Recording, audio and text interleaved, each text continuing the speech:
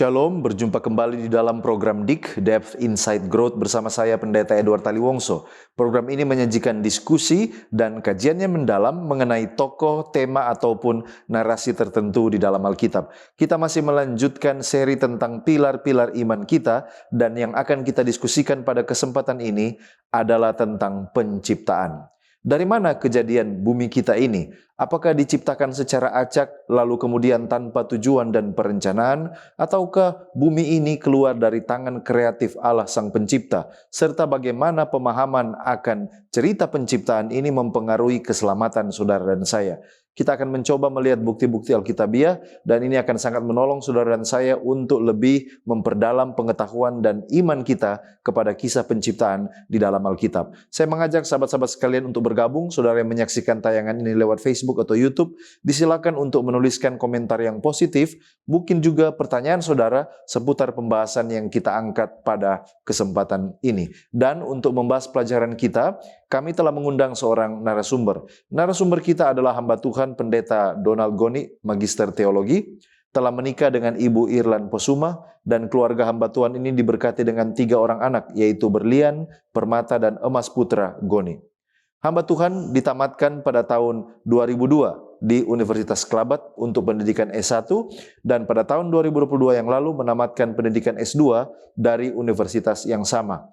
Telah melayani selama kurang lebih 20 tahun dan saat ini dipercayakan sebagai pendeta distrik Lapango, daerah misi Nusa Utara. Dengan pengalaman hamba Tuhan ini saya percaya akan sangat menolong kita ketika kita akan menggali topik yang sangat menarik ini. Mari kita sapa narasumber kita. Apa kabar Pendeta Donald Goni? Baik. Ya, terima kasih Pendeta, boleh kembali lagi bersama dengan kami untuk berbagi mempelajari firman Tuhan. Sahabat-sahabat di rumah tetaplah bersama dengan kami karena setelah yang satu ini kita akan kembali bersama dengan narasumber kita tetap di program DIK, Depth Insight Growth.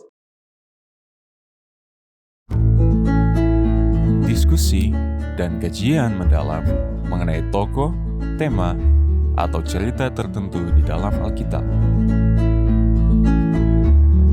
Memberikan motivasi dan bimbingan untuk menggunakan metode yang tepat dalam membaca Alkitab. Selalu saksikan program Depth Insight Growth setiap hari Jumat pukul 19 waktu Indonesia Tengah di YouTube channel Cornelius Media, Bridge to the Truth. Kembali lagi bersama dengan kami di dalam program DIK, Depth Insight Growth, di mana kita mempelajari Alkitab secara mendalam untuk memperluas wawasan dan mengharapkan terjadi pertumbuhan kerohanian. Dan mari kita berdoa untuk meminta tuntunan Allah Roh Kudus.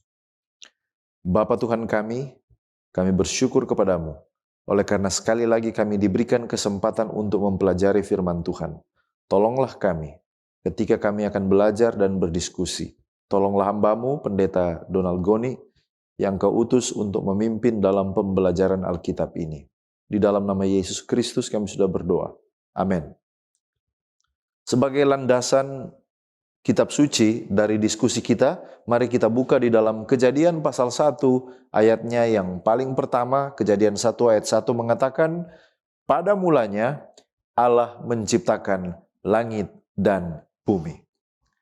Demikianlah kita sudah membaca kitab suci yang menjadi landasan diskusi kita dan mari kita langsung bertanya kepada narasumber kita hamba Tuhan Pendeta Donald Goni. Baik Pendeta, kita berbicara tentang penciptaan. Nah, siapa sebenarnya yang ada di balik peristiwa penciptaan semesta ini dan bagaimana proses penciptaan itu terjadi?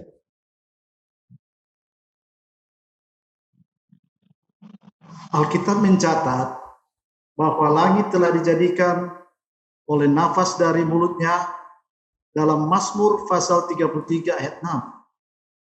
Seperti juga dalam kitab Kejadian muncul kata berfirmanlah Allah. Ini berarti kitab Kejadian memperkenalkan ada perintah ilahi yang dinamis yang bertanggung jawab atas peristiwa yang megah sepanjang 6 hari penciptaan itu yang tercatat di dalam Kejadian pasal 1 ayat 3, 6, 9, 11 dan ayat 14 dan juga ayat yang ke-24.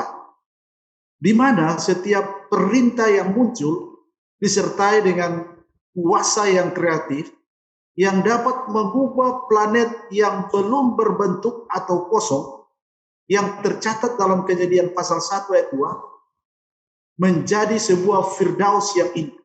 Nah, bagaimana caranya? Pemazmur katakan bahwa sebab Dia berfirman, maka semuanya jadi. Dalam Mazmur 33 ayat yang ke-9. Sesungguhnya bahwa dalam semesta Allah telah jadikan oleh firman Allah sendiri. Dalam Ibrani pasal 11 ayat yang ketiga. Firman yang begitu kreatif ini tergantung pada benda, tidak tergantung pada benda yang belum ada. Seperti yang dicatat dalam kitab Ibrani. Karena iman kita mengerti bahwa alam semesta telah dijadikan oleh firman Allah. Sehingga apa yang kita lihat telah terjadi dari apa yang tidak dapat kita lihat. Dalam Ibrani pasal 11 ayat yang ketiga. Namun, kadang-kadang Allah juga menggunakan benda yang ada seperti tanah untuk menciptakan Adam, bahkan binatang-binatang dan Hawa sendiri yang dijadikan dari tulang rusuk Adam. Ya. Baik, terima kasih Pendeta. Nah, tadi dikatakan bahwa pada mulanya Allah menciptakan langit dan bumi. Ada menyinggung tentang langit. Nah, pertanyaannya, apakah semua benda-benda di langit diciptakan pada saat itu juga? Bagaimana Pendeta menanggapi pertanyaan ini? Tatkala kita berbicara tentang Minggu Penciptaan atau Pekan Penciptaan ini, perlu ditegaskan dalam hal ini adalah penciptaan tidak mencakup langit yang didiami Tuhan Allah sejak zaman kekekalan. Berbicara langit yang disebut dalam Kejadian pasal 1, Kejadian pasal 2, sangatlah memungkinkan menunjuk pada planet-planet serta bintang-bintang yang paling dekat kepada bumi ini. Kenapa? Sesungguhnya bumi ciptaan pertama Kristus, tapi sangat mungkin adalah ciptaannya yang terakhir juga. Alkitab mencatat perihal anak-anak Allah dalam Alkitab. Kemungkinan yang dimaksud adalah Adam dari dunia yang tidak pernah jatuh ke dalam dosa. Dan dalam Ayub 1 ayat 6-12 dikatakan seperti itu. Bahwa Allah berjumpa dan mengadakan pertemuan dari sudut yang jauh di alam semesta. Dan sebegitu jauh, belum ada penemuan mengenai planet-planet yang dihuni ini. Nampaknya tempat yang dimaksud itu amat jauh. Di keluasan alam semesta adalah di luar jangkauan sistem bima sakti kita yang telah dicemari dosa ini untuk menjamin supaya jangan sampai ditulari dosa. Baik, terima kasih Pendeta. Nah, sekarang berbicara tentang proses penciptaan itu. Bagaimana penjelasan Alkitab proses-proses penciptaan itu dari yang pertama sampai kepada yang terakhir? Disilakan. Catatan yang diberikan dalam Alkitab sangat sederhana. Dengan perintah Tuhan langit dan baru, laut dan segala isinya jadi. Dengan urutan-urutan yang luar biasa yang diberikan oleh Allah, dikisahkan dalam kitab Kejadian sebagai berikut. Hari pertama, Allah memisahkan terang dari gelap dan menamai terang itu siang dan gelap itu malam. Dan hari kedua, Allah memisahkan air dari yang ada di cakrawala dan air dari atas dan membuat suasana nyaman bagi kehidupan. Dan hari yang ketiga, Allah menghimpun air ke sebuah tempat, membuat tempat itu daratan dan lautan. Kemudian Allah menyelimuti pantai, bukit-bukit, lembah-lembah, tanah menumbuhkan tunas-tunas muda, tumbuh-tumbuhan yang berbiji, dan segala jenis pohon-pohon yang dihasilkan, pohon yang berbiji. Itulah yang diciptakan pada hari yang ketiga. Dan pada hari yang keempat, Allah menjadikan matahari, bulan dan bintang. Matahari memerintah siang, bulan memerintah malam, Dan selanjutnya hari yang kelima, Allah menjadikan burung-burung dan semua makhluk yang hidup di dalam air. Dan pada hari yang keenam, catatan Alkitab dalam Kejadian pasal 1 ayat yang ke-24 mengatakan, hendaklah bumi mengeluarkan segala jenis makhluk yang hidup, ternak dan binatang melata, dan segala jenis binatang liar.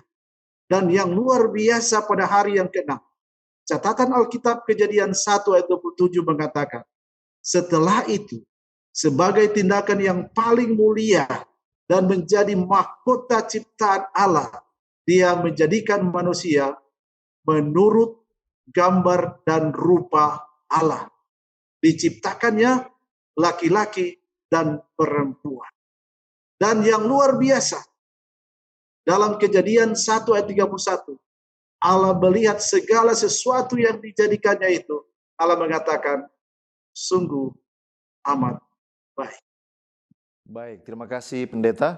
Pendeta sudah menjelaskan tadi tentang hari-hari penciptaan. Tetapi yang menjadi pertanyaan, apakah hari-hari penciptaan ini secara harfiah ataukah ini hanya simbol dan sebenarnya menjelaskan suatu periode waktu yang sangat panjang, mungkin ribuan atau bahkan jutaan tahun di dalam satu hari ini? Bagaimana Pendeta menanggapi pertanyaan ini? Perlu kita ketahui bahwa hari-hari penciptaan menurut Alkitab adalah menggunakan hari yang benar-benar 24 jam secara harfiah. Dan ciri khas yang digunakan pada orang-orang zaman perjanjian lama atau umat Allah, mereka senang dengan menyebut atau mengukur waktu itu dengan ungkapan petang dan pagi. Dalam Kejadian pasal 1 ayat yang ke-5, ayat yang ke-8, 13, ayat yang ke-19, ayat yang ke-23 dan ke-31. Serta menetapkan hari-hari yang dimulai dengan petang dan atau waktu matahari terbenam dalam Imamat pasal 23 ayat 32. Dan perlu kita garis bawahi, yaitu tidak ada pembenaran yang mengatakan bahwa ungkapan satu hari yang harfiah ini misalnya sama dengan ribuan atau jutaan tahun dalam peristiwa hari-hari penciptaan dalam kitab Kejadian. Baik, terima kasih Pendeta ya. Jadi yang dimaksud dengan Alkitab adalah benar-benar 24 jam seperti yang kita ketahui. Terima kasih Pendeta, puji Tuhan untuk jawaban yang telah kita dengarkan dan kita akan masih terus menggali lebih dalam. Namun sebelum kita lanjutkan, mari kita dengarkan pesan-pesan rohani berikut ini. Tetaplah bersama dengan kami.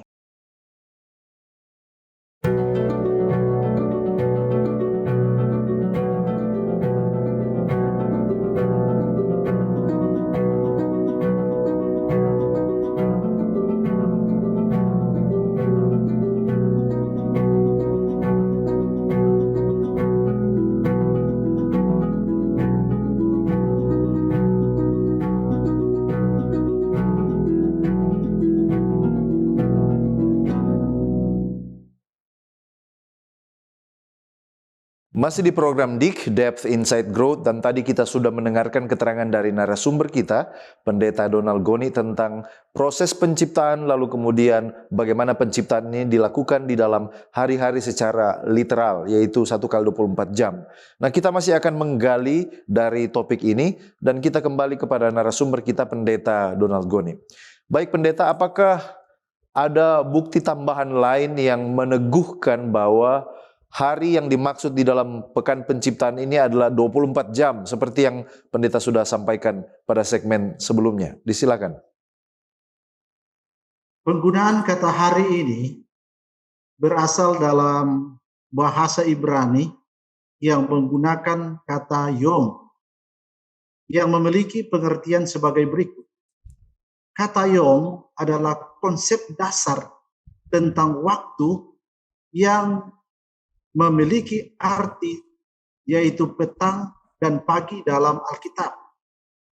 Kemudian kata yom ini juga apabila disertai dengan kata penunjuk bilangan tertentu, maka yang dimaksudnya ialah selalu bersifat harafiah, yaitu hari atau yom, selalu dalam bentuk 24 jam yang tercatat dalam Kejadian pasal 7 ayat yang ke-11 dan Keluaran pasal 16 ayat yang pertama.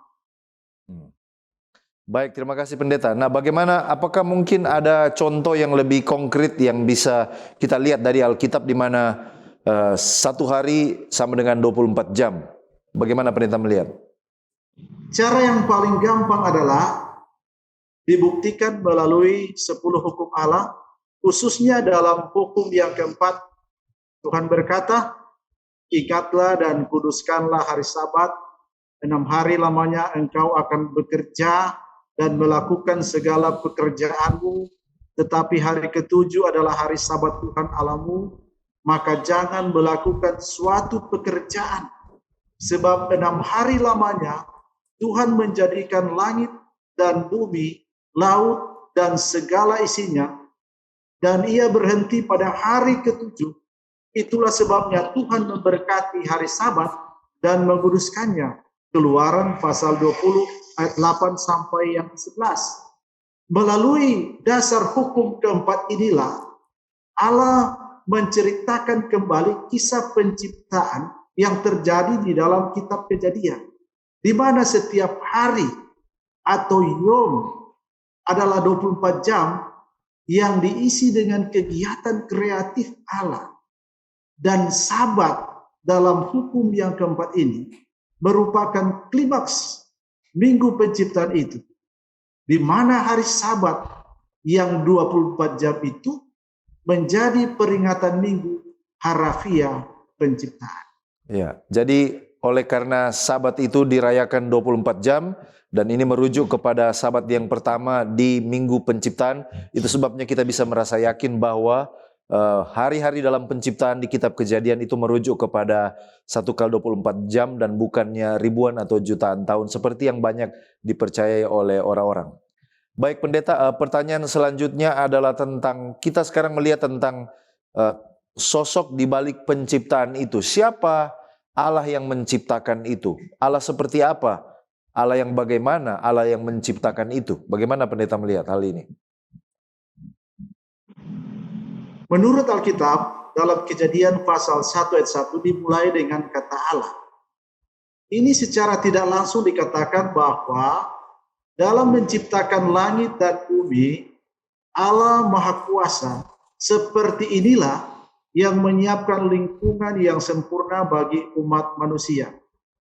Umat manusia, lelaki, perempuan, adalah karya ciptaannya yang luar biasa mulianya. Catatan ini menunjukkan bahwa Allah yang telah menciptakan adalah Allah sebagai perancang yang sangat teliti atas segala keperluan makhluk ciptaannya dan tak terselami.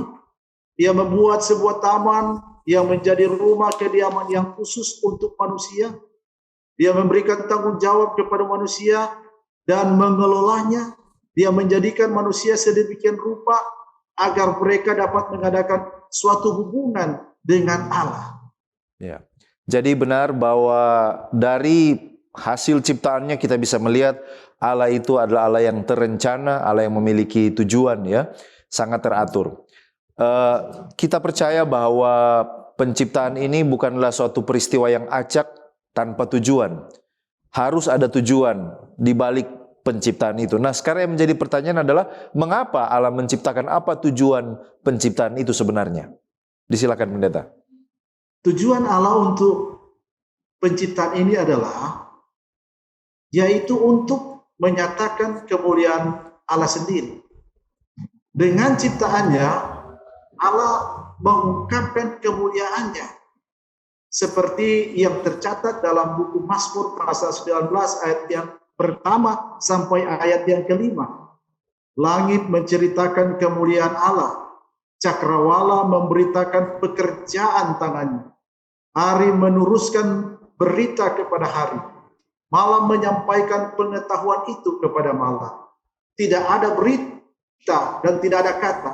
Suara mereka tidak terdengar, tetapi gema mereka terpencar ke seluruh dunia dan perkataan mereka sampai ke ujung bumi. Hal yang lain adalah untuk memenuhi bumi. Allah sebagai pencipta dunia ini tidak menjadikan dunia ini menjadi suatu tempat yang sepi atau planet yang kosong, yang sunyi. Tapi dia jadikan untuk dihuni sesuai dengan catatan Alkitab Yesaya 45 ayat yang ke-8. Seperti manusia yang pertama juga, ketika dia perlu seorang kawan pendamping, maka Allah menjadikan seorang perempuan baginya dalam Kejadian pasal 2 ayat 20. Selanjutnya, Allah mendirikan lembaga perkawinan dalam Kejadian 2 ayat 22 sampai 25. Dan yang menariknya adalah pencipta kita itu tidak saja memberikan pasangan itu tempat di atas dunia yang dijadikan itu, tetapi juga disertai dengan perkataan yang luar biasa di dalam Kejadian pasal 1 ayat 28 adalah beranak cuculah, bertambah banyak, penuhilah bumi. Ya, jadi tujuannya ada dua ya tadi, untuk menyatakan kemuliaan Allah dan juga bagi manusia untuk memenuhi bumi. Terima kasih pendeta, sejauh ini kita sudah mempelajari tentang penciptaan, rancangan Allah, suatu tujuan yang terencana dan memiliki arah, bukan hasil sebuah peristiwa yang acak dan tanpa tujuan. Luar biasa Allah pencipta kita itu. Dan kita masih akan melanjutkan, dan kali berikut ketika kita kembali lagi kepada segmen selanjutnya, hal-hal yang lebih aplikatif. Kita akan kembali setelah pesan-pesan rohani berikut ini. Tetaplah bersama dengan kami.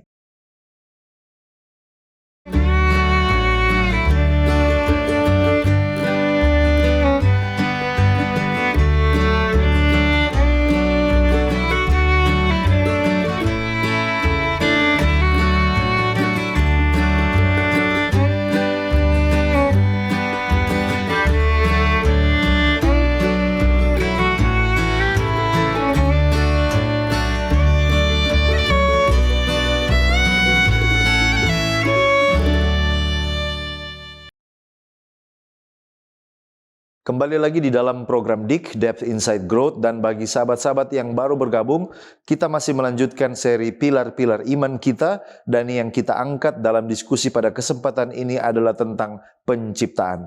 Tadi kita sudah mendengarkan informasi dari narasumber kita tentang bagaimana proses penciptaan itu, dan juga di dalam kerangka waktu 1x24 jam, dan Allah di balik peristiwa penciptaan itu adalah Allah yang penuh dengan keteraturan dan terencana. Kita tadi juga sudah mempelajari tentang apa tujuan di balik penciptaan. Nah, sekarang kita akan coba mengambil manfaat-manfaat rohani dari peristiwa penciptaan ini. Kembali kepada narasumber kita, Pendeta Donald Gonik. Pendeta, tadi pendeta sudah meletakkan sebuah dasar bahwa Allah sebagai pencipta dan ciptaan itu terencana, teratur sesuai dengan apa yang Tuhan sudah rencanakan. Nah, kira-kira makna dari penciptaan ini bagi kita sebagai manusia, makhluk yang diciptakan oleh Tuhan, kira-kira apa saja makna penciptaan ini untuk kita sebagai manusia? Disilakan. Makna penciptaan yang pertama adalah untuk menghilangkan sistem penyembahan berhala. Dengan kata lain, Dia sebagai pencipta, Dia patut atau Allah patut menerima ketaatan kita yang utuh, di mana hubungan yang bagaimanapun yang mengganggu ketaatan kita dengan Tuhan itu sama dengan penyembahan berhala. Yang kedua, makna penciptaan adalah memperkenalkan dasar perbaktian yang benar. Dasar penyembahan perbaktian yang benar adalah Khalik pencipta kita. Dalam Mazmur pasal 95 ayat yang ke-6. Kemudian makna penciptaan yang berikut, yang keempat adalah Sabat merupakan satu peringatan penciptaan yang tidak diragukan lagi. Kenapa? Karena Allah mengadakan Sabat hari ke-7 supaya kita mengingat setiap minggu bahwa kita ini adalah makhluk ciptaannya. Dan yang kelima, makna penciptaan adalah perkawinan atau lembaga ilahi, di mana selama minggu penciptaan itu Allah mendirikan perkawinan sebagai sebuah lembaga ilahi. Ia bermaksud agar persekutuan yang kudus antara kedua insan ini jangan dipisahkan. Lelaki bersatu dengan istrinya dan mereka menjadi satu daging dalam Kejadian 2 ayat 24 dan juga Markus pasal 10 ayat yang ke-6 ke-9 bagian B.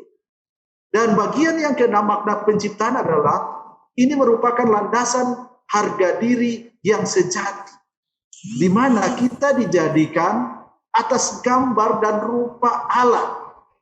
Tidak ada yang bisa atau tidak ada tempat untuk bisa meremehkan harga diri kita, oleh karena kita adalah makhluk ciptaan Allah.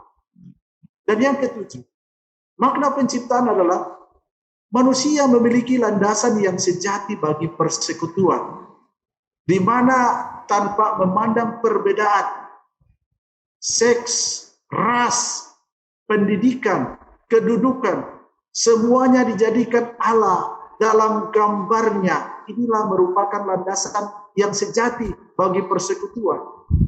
Dan yang kedelapan adalah makna penciptaan tanggung jawab sebagai penata layanan.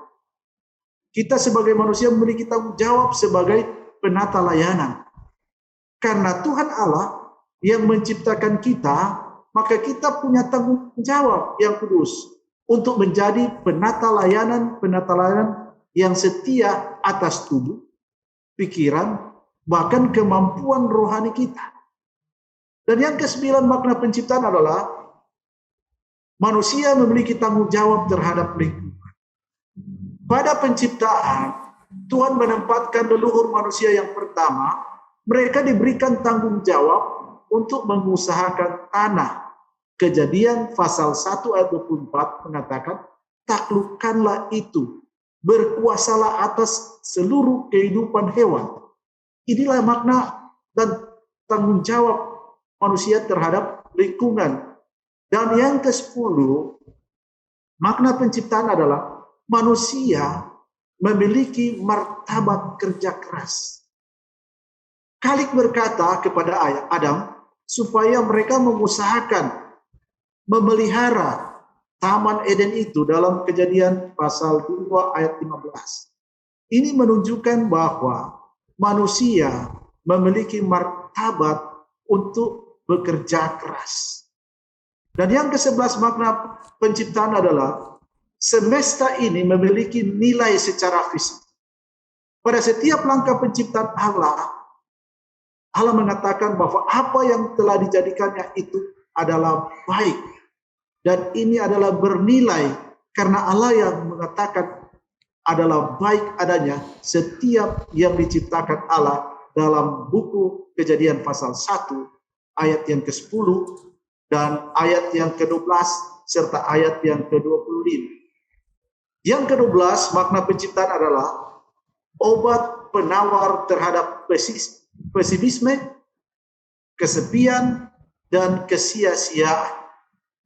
Kisah penciptaan menunjukkan bahwa penciptaan itu bukan terjadi secara kebetulan seperti cerita evolusi. Segala sesuatu yang telah diciptakan ada tujuan daripada Allah sendiri. Dan yang ke-13, makna penciptaan adalah hukum Tuhan itu suci. Menyatakan bahwa hukum Tuhan itu kudus. Hukum Tuhan Allah sudah ada sebelum manusia jatuh dalam dosa. Hukum Tuhan Allah itu sudah ada, hukum yang kudus untuk menunjukkan batas-batas kebebasan daripada manusia. Itu tercatat dalam Kejadian pasal 2 ayat yang ke-17. Dan yang terakhir, makna penciptaan adalah supaya manusia menghormati kekudusan hidup. Dalam kitab Yesaya, Allah menyatakan dirinya sebagai seorang yang telah membentuk manusia sejak dari kandungan. Karena hidup kita sendiri merupakan hidup yang diberikan Allah. Kita harus menghormatinya. Karena itu kita memiliki tanggung jawab moral untuk memelihara kekudusan akan kehidupan kita sendiri. Ya, baik, terima kasih Pendeta. Berbicara tentang penciptaan, penciptaan telah selesai, tetapi apakah Allah yang kreatif dan menciptakan ini sampai hari ini kuasa kreatifnya itu masih ada? Bagaimana Pendeta menjawab pertanyaan ini? Yang pertama, 4.000 tahun sesudah penciptaan, seorang perwira datang berkata kepada Kristus. Perwira ini katakan dalam buku Matius pasal 8 ayat 8, katakan saja sepatah kata, apakah hambaku itu akan sembuh? Dan dalam cerita tersebut, Yesus melakukan sesuatu peristiwa yang luar biasa untuk menyembuhkan hamba tersebut.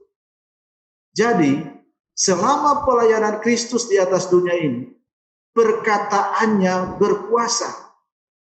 Dan kuasa yang sama pula itu yang telah membuat Adam bernafas, yang juga membangkitkan orang mati, serta mendatangkan hidup baru kepada orang yang menderita, yang senantiasa memberikan dan meminta pertolongan kepadanya.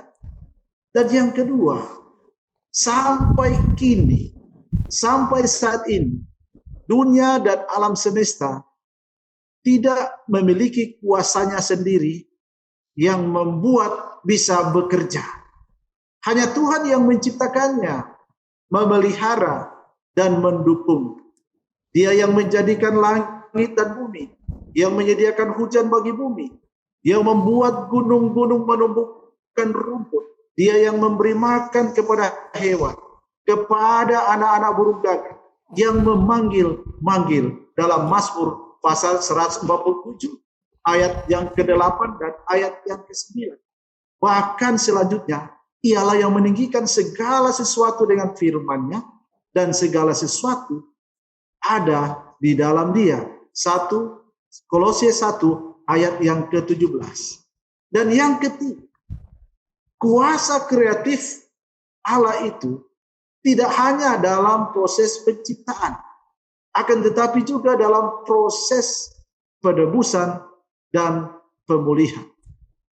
Allah yang melontarkan banyak galaksi ke kosmos menggunakan kuasa yang sama pula untuk mencipta, di mana orang yang berdosa yang menjadi serupa dengan gambar Allah sendiri. Kuasa yang sama pula yang pada mulanya menjadikan langit dan bumi kelak setelah penghakiman terakhir akan mengubah mereka kembali, membuat mereka menjadi ciptaan baru yang perkasa, langit yang baru, bumi yang baru, seperti tercatat dalam buku Wahyu pasal 21 ayat yang ke-22. Baik, terima kasih Pendeta. Jadi kesimpulannya adalah bahwa walaupun penciptaan dunia telah selesai, tetapi kuasa kreatif Allah masih terus nyata dan terjadi, dan terus menopang kehidupan manusia sampai hari ini. Nah, pertanyaan yang sangat penting, mengapa kita mempelajari tentang penciptaan? Apa hubungan antara kisah penciptaan ini, beriman kepada kisah penciptaan, dengan keselamatan kita sebagai orang Kristen? Bagaimana Pendeta melihat hal ini?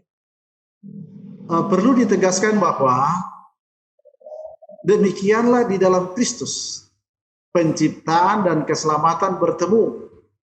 Ia menjadikan alam semesta yang mulia, dan Dia juga menciptakan dunia yang sempurna, di mana dengan melihat peristiwa dari Taman Eden, Kristus pernah mengucapkan firman yang kreatif. Kemudian di Betlehem, firman itu telah menjadi manusia dan diam di antara kita.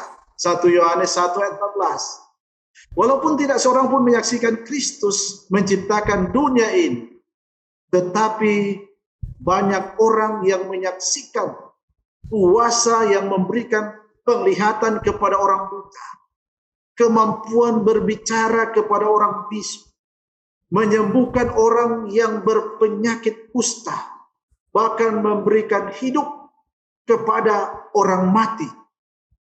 Dan tatkala Kristus datang sebagai Adam yang kedua, yang pernah memberikan pohon kepada manusia yang pertama di Taman Eden, tapi manusia menggantungnya pada sebuah pohon di Golgota. Dan di Firdaus nanti, supaya manusia bisa berdiri di dalam gambar Allah, maka di Golgota anak manusia harus digantung setara dengan seorang penjahat. Dan pada penciptaan hari Jumat dan penyaliban hari Jumat, setelah selesai, dia mengatakan sudah selesai, menyatakan karya kreatif sudah lengkap, seperti di dalam Kejadian pasal yang ke-22, kedua ayat 2, dan Yohanes pasal 19 ayat yang ke-30. Kita bisa melihat dari gambaran ini bahwa tangan Kristus yang sempurna itulah yang pertama-tama memberikan hidup kepada manusia. Tangan Kristus pula itulah yang ditikam dan berlumuran darah, dan tangan yang sama memberikan hidup kepada manusia, bahkan ciptaannya, dan tangan yang sama juga yang akan menyelamatkan manusia. Ya, baik, terima kasih, luar biasa. Inilah Kristus yang sama yang mencipta di Taman Eden, adalah juga Dia yang sama yang mati tergantung untuk menebus manusia. Dia yang menciptakan dunia dari tidak ada menjadi ada. Dia juga yang menciptakan, menyediakan keselamatan itu bagi manusia yang sudah jatuh. Puji Tuhan untuk diskusi yang menarik yang sudah kita ikuti sejauh ini. Dan sekarang kita tiba kepada bagian kesimpulan. Sebagai rangkuman kesimpulan dari apa yang sudah kita pelajari sejauh ini, kami kembali berikan kepada hamba Tuhan Pendeta Donald Goni. Pada akhirnya, kita tiba pada satu kesimpulan, yaitu Tuhan adalah pencipta segala sesuatu. Dan hal itu telah dinyatakan dalam kitab suci. Catatan autentik atas kegiatannya yang kreatif. Di dalam 6 hari, Tuhan menjadikan langit dan bumi, dan semua makhluk yang hidup di atas bumi, dan berhenti pada hari ke-7, pada minggu yang pertama itu. Oleh karena itu, Ia menjadikan Sabat sebagai peringatan yang abadi atas pekerjaan penciptaan yang sempurna yang dilakukannya itu. Leluhur manusia yang pertama itu, lelaki dan perempuan yang telah dijadikan Tuhan menurut gambarnya sebagai mahkota ciptaan, memerintah dunia dan diberi tugas untuk mengusahakannya. Tatkala dunia ini sudah selesai diciptakan, maka segala sesuatu itu sungguh amat baik, menyatakan kemuliaan Tuhan. Baik, terima kasih Pendeta. Bolehkah Pendeta tutup diskusi kita dalam doa dan juga doakan sahabat-sahabat yang sementara mengikuti dan belajar bersama dengan kita di tempat mereka masing-masing. Disilakan Pendeta untuk berdoa. Kita berdoa. Bapa di sorga, terima kasih oleh karena kami sudah mendengar satu seri pelajaran Alkitab. Kiranya Tuhan akan memberkati kami semua. Bahkan sahabat-sahabat yang sudah mendengarkan akan program ini. Kiranya dengan kuasa Roh Kudus, kami dapat memahami makna tujuan penciptaan. Dan biarlah Tuhan melalui pelajaran ini, kami akan lebih dekat kepada Tuhan. Dan kami semakin setia mempersiapkan diri pada waktu kedatangan Tuhan kalian. Inilah doa kami Bapa. Sempurnakan doa ini. Di dalam nama Yesus kami berdoa. Amin. Amin. Puji Tuhan untuk pembahasan topik yang sangat menarik dan membuka mata kita. Saya mengucapkan terima kasih kepada narasumber kita Pendeta Donald Goni yang sudah bersedia membagikan berkat rohani bagi kita semua. Tuhan Yesus memberkati pendeta dan keluarga dalam pelayanan yang telah ditentukan. Terima kasih juga kepada sahabat-sahabat sekalian yang terus mengikuti setia bersama dengan kami sampai saat ini. Bahkan kepada sahabat Hope Channel Indonesia yang terus mengikuti program-program dari Cornelius Media. Kita bertumbuh bersama ketika kita mencintai untuk mempelajari firman Tuhan bersama-sama. Kalau saudara telah diberkati lewat pelayanan media ini, berkenan kiranya untuk like, follow, atau subscribe akun media sosial kami dan bagikan link tayangan ini kepada orang-orang terkasih. Sahabat-sahabat sekalian, demikianlah perjumpaan kita. Kita akan jumpa kembali pada episode yang mendatang. Saya Pendeta Edward Taliwongso dan kru yang bertugas undur diri. Shalom.